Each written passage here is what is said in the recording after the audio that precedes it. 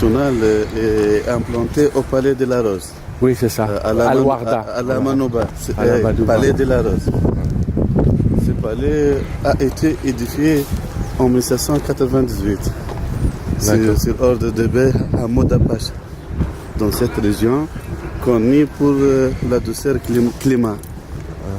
Ici, il fait beau. Ici. Et la beauté des paysages.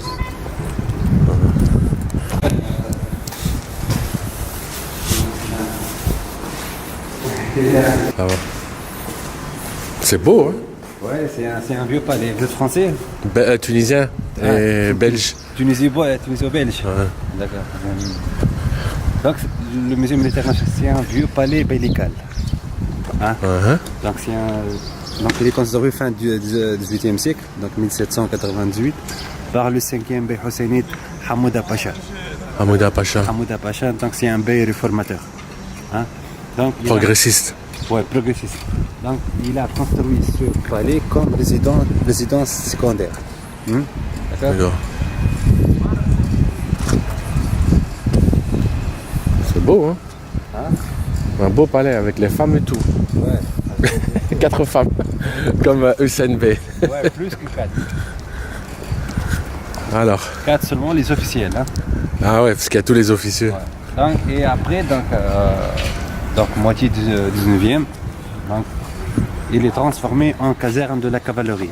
Avec un autre bey aussi progressiste, Ahmed Pacha Bey, le premier maréchal Ahmed Pacha Bey. Donc, il a transformé le palais de résidence, à une caserne de cavalerie. Caserne de cavalerie, là. Donc, le premier aspect militaire de ce palais, c'était donc la cavalerie. La cavalerie, puis l'artillerie, donc au 19e, avec Ahmed Pacha Bey. D'accord. Sous la préfecture française, donc, il est devenu donc, le quartier général des troupes françaises. Donc les Français sont venus ici, donc alors? Les officiers de l'armée française ont occupé ce palais, hein, donc, comme quartier général. Et pendant la Deuxième Guerre mondiale, donc, les Allemands, ils ont repris ce palais. Et après l'indépendance, donc, il devient donc, un musée militaire. Hein, donc, à partir de quand? C'est quand l'indépendance en Tunisie? C'est en 1956. 56. Donc le 20 mars 56, donc c'est l'indépendance. Et le 57, l'acclamation de la République. Et en 1984, donc, il est donc devenu donc, un musée de l'armée. Avec Bourguiba. Donc, sous Bourguiba, c'est lui qui a décidé le musée. 84, parce que Ben Ali c'était en 87. D'accord. Je connais bien les dates. C'est marqué sur le panneau là-bas. Donc on voit dans l'inscription de Fahir. En 84, donc il est Bourguiba, donc il a dans l'anniversaire de l'armée nationale, donc l'inauguré comme musée militaire. Seulement pour les militaires au début. Ah, juste les militaires. Parce que juste les délégations militaires, étrangères, les familles militaires donc, tunisiennes. Et en 89, donc avec Ben Ali, il a ouvert le palais au public. Ah, c'est Ben Ali alors fait qu'ici. Depuis 89, tout le monde peut venir quoi. Ah, c'est beau, hein? Oui, donc la première salle, donc c'est Driba. Elle s'appelle Driba. Driba, donc comme le vestibule. À travers le Driba, on peut accéder aux autres pièces du palais, le patio et les différentes salles. Donc, comme vous voyez, donc, les influences au niveau de l'architecture et de décoration, donc ce sont des influences ottomanes et andalouses. Moi, je connais l'art andalou. Ouais, voilà. J'ai déjà visité l'Espagne. Alhambra. Alhambra, Malaga, Cordoue, Granada aussi, ouais. Ouais, c'était un beau musée, hein. Je pensais pas que c'était... Et ça vient d'où tout ça, alors, toutes ces pierres en mer? La première salle, cette salle, c'est pour le palais, donc c'est la salle de la justice. À l'époque du Bey, c'est la salle de justice et des audiences. Et c'est ici qu'ils rendent la justice, alors? C'est seulement le mercredi, oui. C'est dans cette salle. Parce que c'est un palais de résidence, c'est pas un palais de gouvernement comme celle du Bardo ou du Casbah. Et le musée, Je t'écoute, hein. Il est divisé selon la chronologie. Donc, de 814, donc de Carthage, les civilisations antiques, Carthage et la période romaine, jusqu'à aujourd'hui. Donc, cette salle, c'est et donc, elle raconte donc les guerres puniques. Donc, les guerres puniques entre Carthage et Rome. comme dans la carte. Donc cette carte, donc, elle représente la deuxième guerre punique, la fameuse guerre d'Hannibal. Il a commencé donc. Et je connais, j'ai déjà vu à la télévision. Il est monté ici, hein, par où il y avait les Arabes, là, ici. Ouais. Il est remonté là, il était passé par la France, ouais, par les Pyrénées italiennes.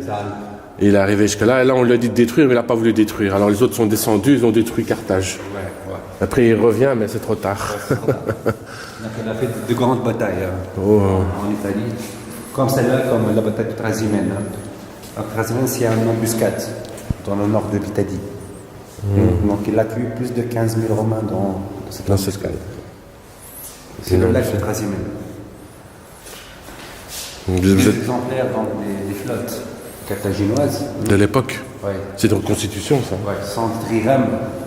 Donc il y avait le quatrième, le 5 niveaux de rameur, le trirème, le 3 niveaux de rameur. Parce que c'est une grande puissance maritime. Ça c'est quoi ça? Ça c'est, je crois, la frontière romaine, ça, non? Ouais, c'est les limes. J'ai vu ça à la télivion, ça. C'est ça, hein? C'est dans le sud. Dans le sud, hein? Il y avait un poste d'observation romain, là. C'est ce que j'ai vu à la télévision, ça. Et donc les limes, donc c'est les frontières de donc la Carthage, donc proconsulaire, et la Numidie. Et ce mur là, c'est quoi ça? Ça je connais pas ça. Donc ce sont des lignes de fortification, sont des fortifications. Romain ou? C'est romain. C'est les murailles romaines. Ah d'accord, non. Quand vous voyez, donc ce sont des lignes rouges, des limes. Tu sais ça? Tu sais que cet homme c'est un Libyen, ouais, un homme riche. J'ai vu ça sur Arte. Ce sont dans des. Ouais, c'est les Arabes. À l'époque Ce n'est pas les Arabes. Donc, sont les locaux, donc les. Oui, ceux qui habitent en les Libye. Berbères, ouais. Et j'ai vu, c'est un homme riche. Il a accédé à la citoyenneté et puis il a été nommé à Rome comme empereur. Et il y en a eu 2 ou 3, si je me rappelle. Septime Sévère et Caracalla. Ouais, voilà, c'est ça. Donc, ce sont des empereurs d'origine africaine. Ouais, ce sont des Africains. Mais maintenant, c'est fini maintenant. C'est beaucoup plus. Donc, il y avait même des papes africains. Hein. Oui, j'ai visité l'église à avenue Bourguiba. Ouais. Il y a des stèles. Ouais, il y a des stèles d'eux et on voit que c'est des Tunisiens, enfin pas des Tunisiens, mais d'ici quoi, des Arabes quoi. J'ai vu, j'étais étonné, je savais pas. On parle pas d'Arabes. Des citoyens. On est des Africains. Des Africains. Donc c'est les Berbères et les Numides. Parce mais que les Berbères. Les Arabes seulement au 7e siècle.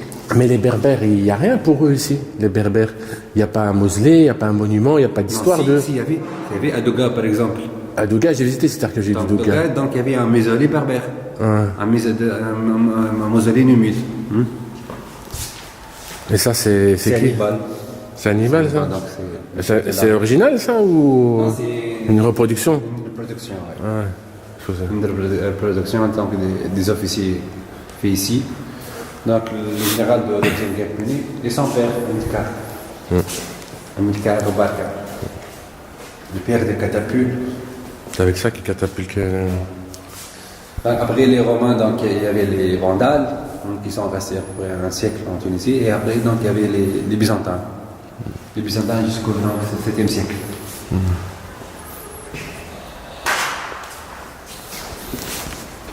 Ah, c'est beau, hein.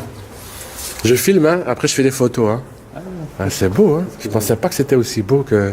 Donc le patio du palais, donc à l'époque du Bey, donc avant l'indépendance, c'était un jardin. Donc il y avait des palmiers, il y avait des agrumes. Il n'y avait pas cette piscine là au milieu. Et la piscine, c'est pendant les travaux de restauration. Donc après ils l'ont inventé. Donc les génies militaires, donc parce que les militaires qui ont fait donc les travaux de restauration, donc ils ont changé le jardin par la piscine, par la fontaine. J'aime beaucoup, hein. J'aimerais bien avoir une maison comme ça, moi. Ah ouais. Avec plein de femmes. Ça coûte cher. Ah ouais, plein de femmes. Ouais, bien sûr. Le temps des Romains, c'est bien. Tu manges, tu fais l'amour. Qu'est-ce que tu veux de plus? C'est mieux que de faire la guerre. Moi, j'aime bien cette époque romaine. J'ai étudié à l'école, tout ça. J'ai visité tous les sites archéologiques en Tunisie. Et les musées aussi. Vous êtes passionné donc des... J'aime bien l'Empire romain. C'est un des plus grands du monde, hein. Quand tu vois qu'est-ce qu'ils ont fait, tu sais, quand ils prenaient une ville, quand un général ou un militaire il prenait la ville, il faisait travailler les locaux. Oui, il faisait travailler les locaux. Et après, ces locaux accédaient à la citoyenneté. Parce qu'ils avaient travaillé pour l'Empire, tu vois. Et ils devenaient des citoyens romains, et ils ont construit comme ça. Tu pouvais te marier avec une romaine, et tu devenais un romain de l'Empire, tu vois. J'ai vu ça, hein. Ils sont très intelligents, hein, tu sais. Ils n'ont pas fait tout ça pour rien. Hein. C'est originaire d'où en Tunisie? Donc les conquêtes arabo-musulmanes, c'était moitié 7e siècle. Donc la première bataille de la première armée musulmane, arabe-musulmane, c'était Asbitla. Asbitla. Asbitla, donc Sfaïtla. En 647 face à l'armée byzantine. À la tête, il y a un empereur qui s'appelle Grégoire. Grégoire. Grégoire. C'est un romain. Ouais, c'est un byzantin. Un byzantin. Byzantin. Un byzantin qui s'appelle Grégoire. Après, donc, il y avait d'autres conquêtes, comme la conquête d'Andalousie, disons, donc, l'Andalousie, jusqu'au Poitou, la France. Et ça, c'est quoi ça alors? C'est le riba de Sousse.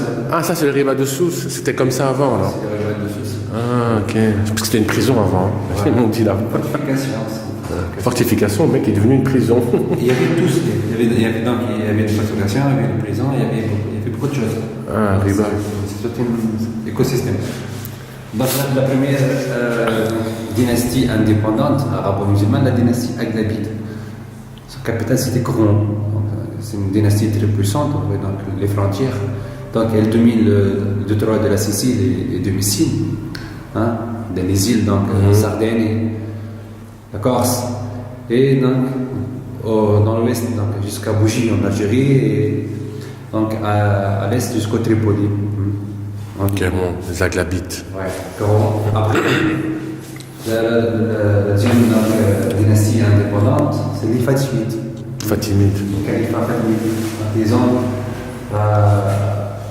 ont changé la capitale du Coran à Mahdia. Donc les Fatimides sont les musulmans des chiites. Donc ils sont des chiites. Des chiites? Ils sont des chiites, ouais. Moi, je ne savais pas ça. Ils ont conquis le Caire et ils ont laissé une famille, donc des Berbères. Ahmadiyya. Donc, ouais, Ahmadiyya, donc, gouverné. Ils ont pris leur indépendance, les Berbères, les Syriens.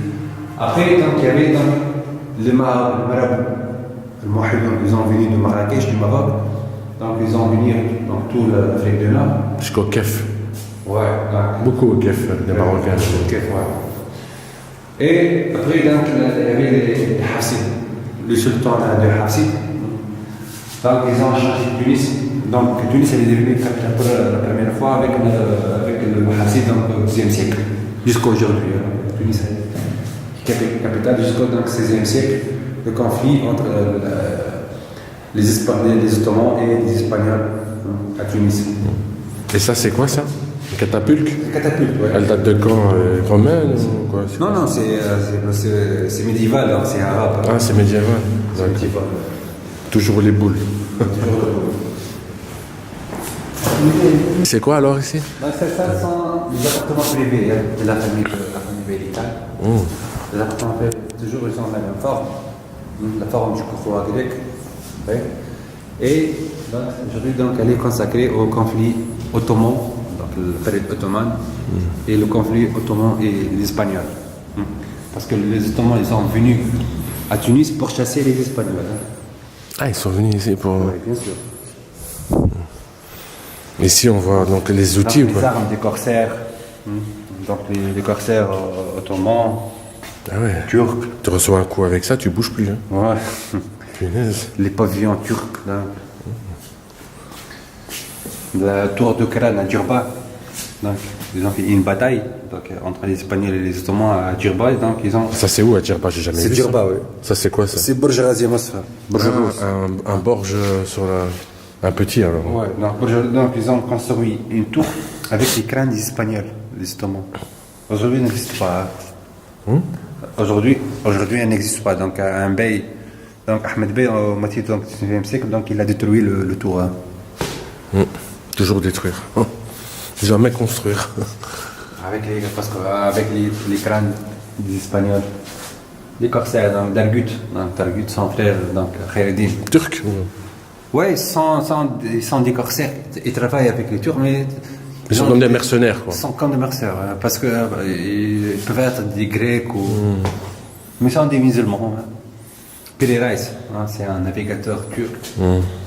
Et les tenues donc les généraux de l'armée ottomane, hein. Donc l'amiral, l'armée de la mer, et le général de l'armée de terre. Sans l'air tenu. D'accord. On fait la visite.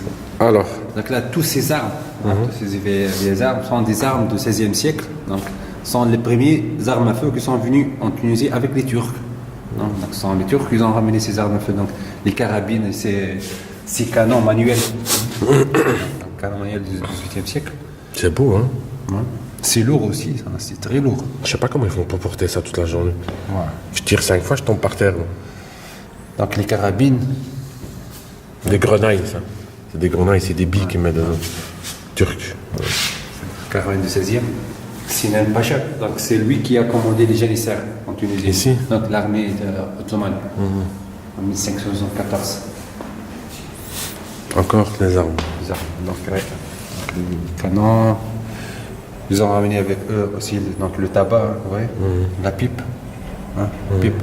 Pour fumer. À parfumer. Ouais. Donc, les Turcs, ils ont ramené. Les grands fumeurs. Ouais. Ils ont aussi construit un empire et ils se sont fait dégager aussi. Ils avaient l'empire turc de Constantinople, Ouais, jusque Belgrade, tous ces pays de l'Est là chez nous. Après ils ont tout perdu, hein. Ouais, tout un empire.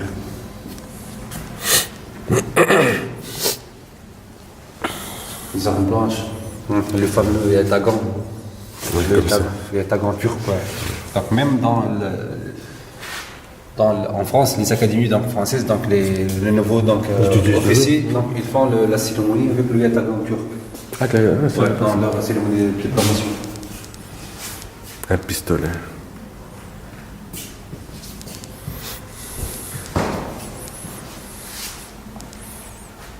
Qu'est-ce qui se passe? J'entends la musique. Il faut une cérémonie ou ils s'entraînent? Hein? À côté de nous, il y avait l'école de la musique militaire. Ah, c'est pour ça qu'ils s'entraînent. Quoi. Ils sont les janissaires. Ah, c'est eux les janissaires. Non, c'est les janissaires. Ils sont habillés comme ça et tous les vêtements d'origine. Donc les commandants de janissaires. Ils rigolent pas, hein, avec son... Ils coupent la tête comme le poulet. Pouf, direct. Ça, c'est la... bouclier, là.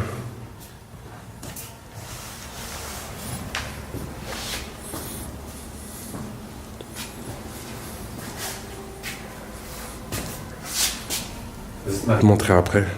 Donc celui-là, c'est le chef de Spahi. Celui-là? C'est le commandant de Spahi. Un exemplaire mortier. Ça, c'est un canon, ça, non? Oui, c'est un canon.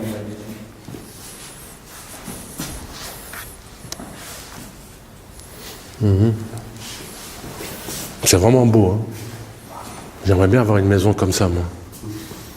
T'imagines, je serais le roi de la Tunisie. Je dégage tout ce musée. Hop. J'engage que des femmes dans mon palais. Elle avait la belle vie avant. Hein. Oui, il habite ici seulement en printemps et en été. Hein. Ah, il vient juste. Moi, j'habite toute l'année ici, moi. Tout ça, c'est d'époque, ça? L'époque, ouais. Tout ça, ils n'ont rien changé. Il y avait juste des petits travaux de restauration. Hein. La mosaïque, là, les faïences, là, Les céramiques sont de l'époque. sont de l'époque. Ah, elles sont beaux. C'est un mélange. Ce sont des céramiques de Napoli et de Tunis. Italien. Les tableaux sont beaux, hein? La période husseinide, donc la régence de Tunis, donc les Bey, la période de Bey, le 19 Bey, donc depuis 1505 jusqu'à 57. Donc les tableaux, donc, c'est les participations du contingent donc, tunisien, l'armée tunisienne, au Crimée, avec les Ottomans, les Français et les Anglais, contre les Russes. Donc ils se battaient avec les Turcs alors? Ouais. En Crimée. Oui, en Crimée. Waouh. Donc, c'est plus de pays là. Donc, le pays il a acheté les armes de la France. Ici, c'est à la Marsat-Plage. Donc, c'est la Marsat. Ils partent de là. Donc, ici, c'est leur arrivée. Donc, il y a Leur arrivée. le pays, donc, elle est à l'arrivée de l'armée tunisienne. Oui, donc il y avait le drapeau tunisien et le drapeau turc. Vous voyez? Ah ouais, je vois, ouais, c'est juste. Ça, ce sont les armes de l'époque, ça. Celles-là, donc, sont des armes de manufacture tunisienne. Donc, ce sont des armes un peu du 19e siècle qui sont Fabriqué en Tunisie. En Tunisie, donc il y avait des familles qui sont spécialisées dans la fabrication des armes. Donc, des familles donc, comme la famille donc, Stambouli, Jaïbi, Znedi, Israëli, sont spécialisés dans la Ok, on c'est bizarre. Et ça, c'est quoi ça, le document là au milieu? Ce document, c'est un passeport maritime du 19e siècle. Donc, Pour les gens ou pour les bateaux? Pour les gens. Ouais, pour les gens. Donc, avec ça, je peux naviguer. Oui, avec ça, donc, il y avait l'emblème donc, de la dynastie husseynite. C'est la première fois que je vois ça. Donc, ministère de la mer, l'État tunisien, signé par Khalidi Pacha, ce monsieur-là, dans ce tableau qui était donc, le ministre donc, de la mer. Et ça, là, la façade là, avec la porte, c'est quoi? C'est la Polytech, donc c'est l'école de guerre. À l'époque? En face du musée du Bordeaux. En face du musée de Bordeaux. Mais ça, c'est d'origine, ça, les canons, non? Oui, c'est d'origine. Les canons au-dessus, le dessin, tout d'origine. C'est l'emblème de l'école de guerre. Oui, mais l'emblème maintenant, mais pas l'emblème à l'époque. Oui, c'était comme ça. C'est dès l'époque. Et ça existe jusqu'à aujourd'hui. Donc, c'est la politique de Ahmed Bey, Khalid Pacha, qui est devenu le grand ministre en Constantinople, dans l'Empire ottoman. Après, il a un mortier.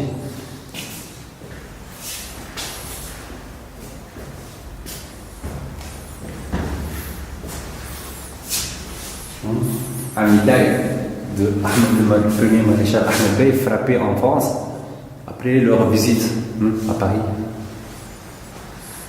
Ça, comment ils équipaient les chevaux? Une ceinture, donc ceinture militaire pour un cavalier, pour les mines et tout ça. Bien équipés, hein? Ouais. Et une lettre de remerciement donc, des États-Unis au bey de Tunis, parce que la Tunisie, elle a aboli l'esclavage en 1846. Donc depuis 1946, donc, la Tunisie, elle a aboli l'esclavage et la piraterie.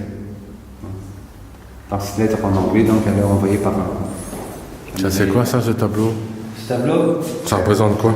Elle représente donc le mahalla, donc c'est un terme turc qui représente la collecte de l'impôt à l'intérieur du pays. Donc l'armée, elle prend en charge le collecte de l'impôt donc 2 fois par an, une fois en été donc vers le Sahel et le Sud, donc pour le collecte des impôts donc des dattes et des olives, et en été vers le nord-ouest, les Jandouba, Béja, Kef, donc pour les impôts des céréales. Avec l'armée, hein, de force. Avec l'armée, ouais. Si tu payes pas, commandé par le prince héritier. c'est lui qui s'occupe des impôts. Le bey, donc c'est le fils du bey ou quelqu'un de la famille, quoi. Oui, le prince héritier. C'est comme le ministre de la Finance.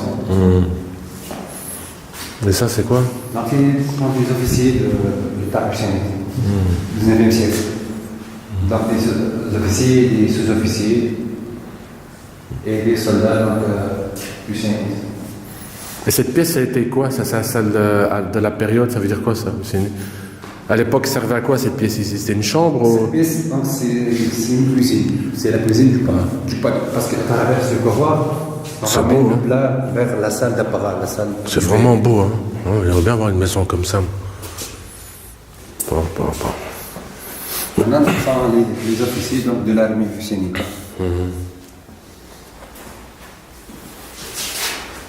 Là, les armes. Oui, ce sont des armes.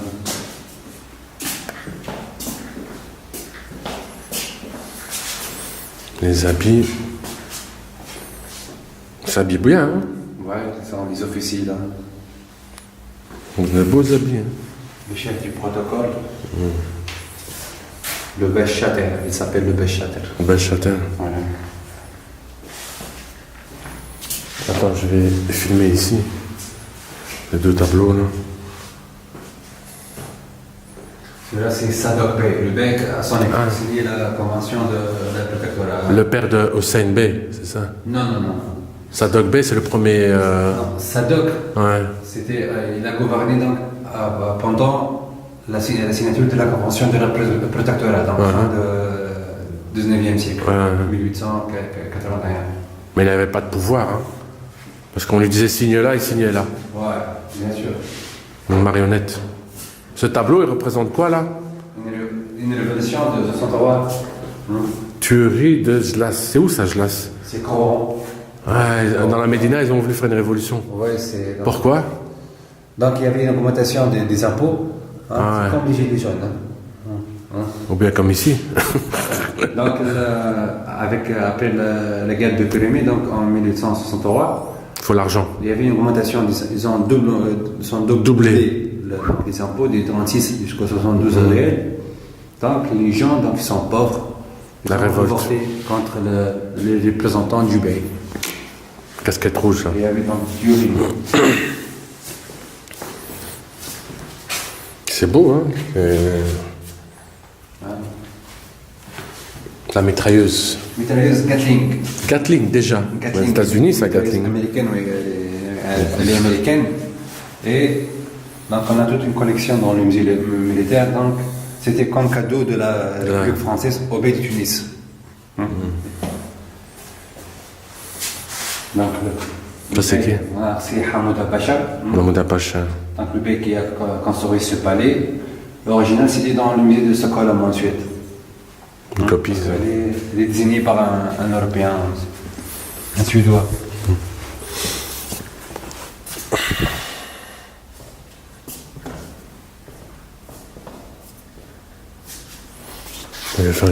Oh, elle est beau, hein. Belle coupole. Ah, elle est d'origine, la coupole? Pas de changement, rien. Ouais, c'est beau, hein. C'est vraiment une belle maison. C'est la salle, donc, la salle du Bey, la salle. Et vous êtes bien équipés, hein. salle Vision de nuit et tout. Des caméras. Très sophistiqué. bien sûr. C'est dangereux, quoi, ici. Partout, hein. Ouais, il est vraiment beau, hein. Alors, ici, qu'est-ce qu'on a? C'est quoi? Du désert, ça, ou quoi, ici? Ce sont les résistants. Tunisien. Maintenant, on parle de la résistance nationale, après la convention du protectorat. Donc, la résistance nationale jusqu'à l'indépendance, hein, jusqu'à 56. Donc, les Tenue de résistant tunisien, 1880. sont tous dans les. La salle de l'armée tunisienne, ici, en fait. Ouais. Fusil français, Vignol de Marseille. Par contre, j'ai pas trouvé un musée sur les soldats tunisiens qui ont été combattre en Allemagne avec les Français. Non, tu si, vois. on a les tirailleurs. Les tirailleurs. Ouais. Il est où? C'est dans cette salle. Ah, là, c'est bien. Parce que là, je vois le turc, je vois le tunisien, mais. Ouais, c'est bien ça. Hein. C'est un beau musée. Hein. On va bien avoir une maison comme ça. C'est à ma chambre.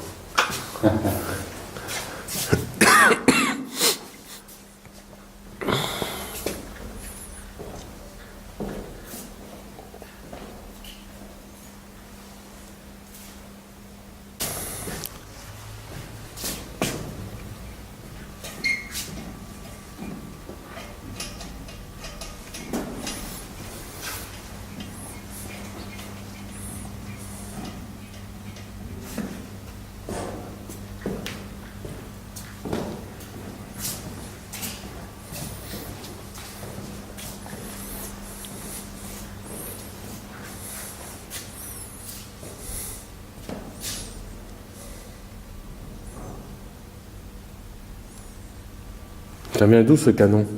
Bah, c'est une mitrailleuse. Un Gatling, ça? Elle est grosse, hein? Elle est grosse. Pour son Altesse, le Bey du Tunis. C'était 1875. Ils font des beaux cadeaux, hein? Ouais. Toute une collection. Comme ça? Avec ce roux? Ça, c'est la résistance, hein? Ouais. Felaga. Les Felaga, c'est les Tunisiens, ça, les résistants. Les gars sont les résistants. Cheikh Moulégué, Melou Léché. C'est un mouchard ou quoi, celui-là? Le cheikh de Maloul, c'est un mouchard. Maloul, c'est Mahdia, donc c'est une petite ville à Mahdia. C'est un mouchard, il mouchardait les Tunisiens. Ouais. Et les résistants lui ont réglé son compte, quoi. Ouais. Ils sont bien renseignés. Hein. Ouais. C'est comme maintenant, hein. Ouais, c'est comme ça. La police, ils ont beaucoup de mouchards. Ouais. Et tu bouges, ils coupent la tête, la police, ils te torture, tac, tac, tac, parle. Celui-là, résistant du Sud. C'est tunisien. Ouais. Résistant du Sud, hein. Du désert. Et l'autre, du Nord. En face, lui, du Nord. Donc, c'est pas la deuxième guerre. Hein. Et ça, c'est Le gaz et la lumière. Des mines? Ouais. Ça? Ils sont 10 mines. Ça, c'est une mine. Ouais, ils sont 10 mines. J'ai jamais vu ça comme ça. moi. Ils ont camouflé donc les mines. Hein. Ah ouais, c'est juste, il y a le ressort, je vois le ressort. Le califat d'El Ghedar tué Asfak, c'est un mouchard aussi celui-là. C'est mon cher.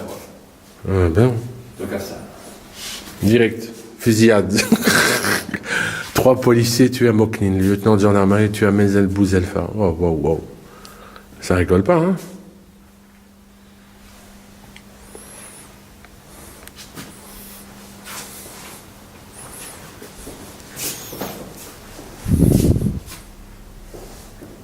Et il y a des morts partout, hein? Ouais, bien sûr. C'est la résistance.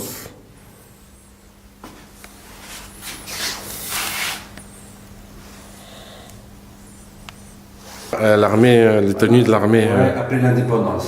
Non, donc après l'indépendance, donc c'est les noyaux de l'armée nationale.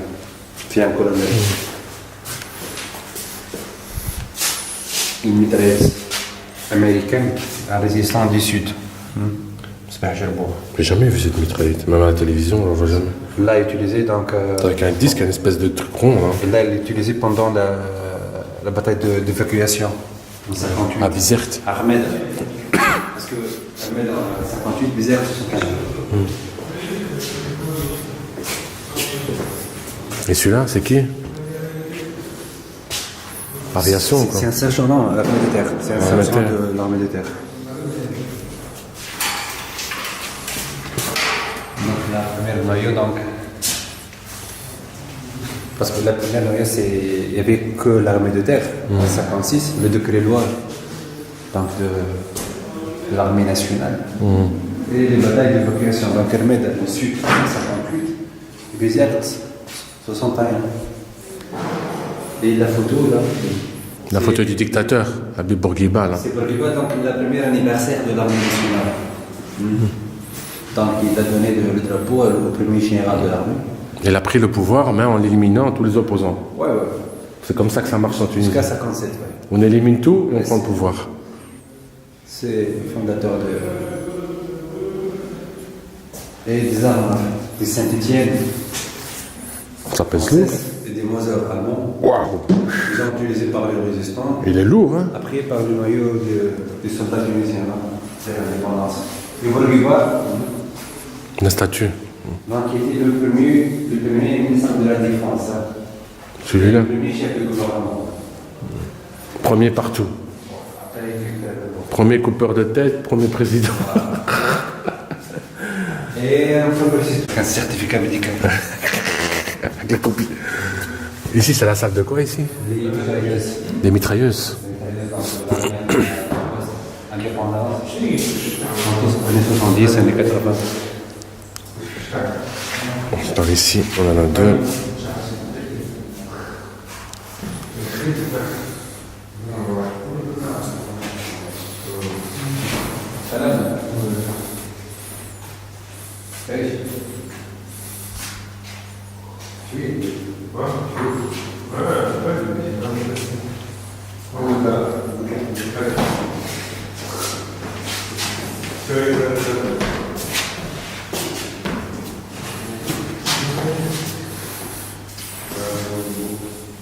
Sans démoralier. Ouais, j'ai vu.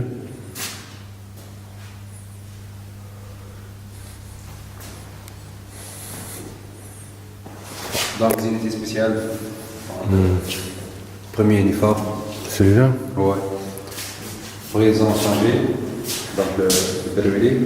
Et les armes sont lourdes. Ouais, bien sûr. Pfiou, comment ils font pour transporter ça toute la... Non, c'est un phare spécial. Et celui-là, donc, c'est un anti-aérien. Anti-aérien, hein, c'est- Anti-aérien de 7 américain. Années 70, années 80, jusqu'au déclassement. Ici, il y a la salle des grades, là-bas, à gauche.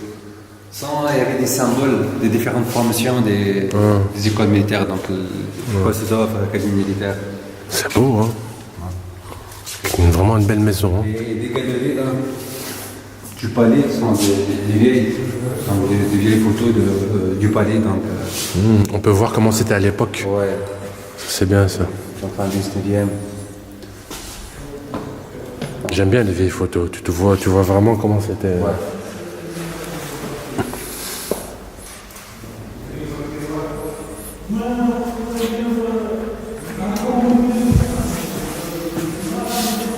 Ouais. Même donc le jardin de l'époque. Ouais. Les palmiers, les agneaux. C'était comme ça. À l'époque donc de l'occupation française, hein. Le palais pendant l'occupation. Ouais, donc les Français. Attends, je vais juste finir ici. Ouais, donc il y avait les militaires français.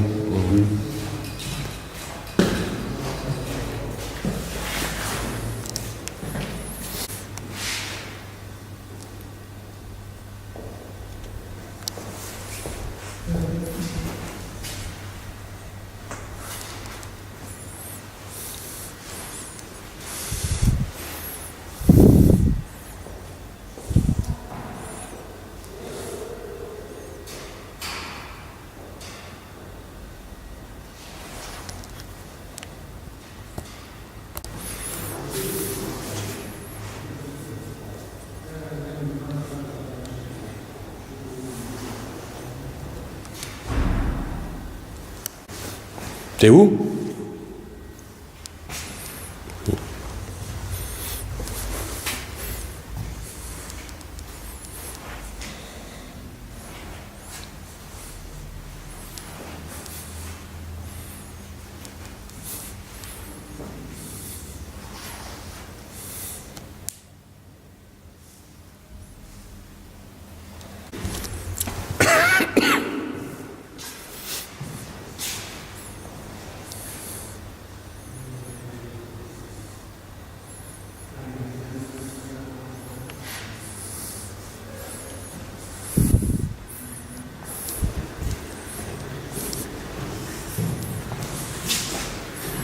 C'est là, ça, les photos de la révolution du Ouais, j'ai vu ça.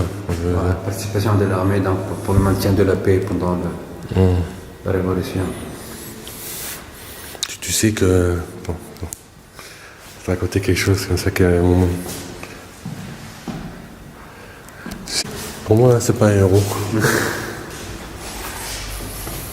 Ça, c'est la marine. La marine. Le noyau de la marine nationale. Donc la marine, c'était en 58. Donc les matelots, une boussole. Ça, une boussole. Une vieille boussole, ouais. Boussole de l'époque. Donc les bateaux sont françaises.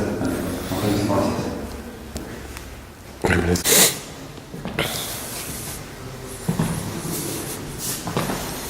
Salle des phares et des balises. Celle-là, c'est la première du siècle. Hein. C'est une semi-automatique qui était à Cap Serrat, à Bizerte. Donc, début 20e siècle. Bon, par là. Voilà.